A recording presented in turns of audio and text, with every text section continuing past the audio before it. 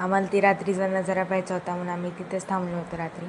रुद्र काही झोपायचं नाव घेत नव्हता, त्यामुळे मी थोड्या वेळ समजा थोड्या वेळ घेत होते. तो पाणी बघून त्याला वाटायचं पाण्यातच खेळावं.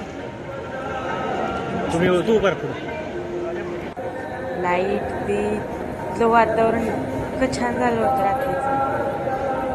मन पण खूप छान झालं होतं. तिथेच बसून झालं. मला वाटते रात्रीचे 12-12:30 वाजले असते, तरी पण आम्ही जागच होतो. सगळे झोपले एकदम.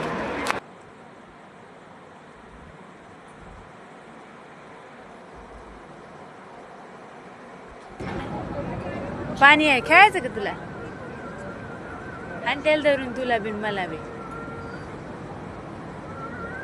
खोल असेल. नाही लय खोल नाहीये, लय खोल नाही वाटतं, कारण की माणसं आतमध्ये आंघोळ करतात की तेवढ्यापर्यंतच तेवढ्यापर्यंत पायऱ्या दिसतात.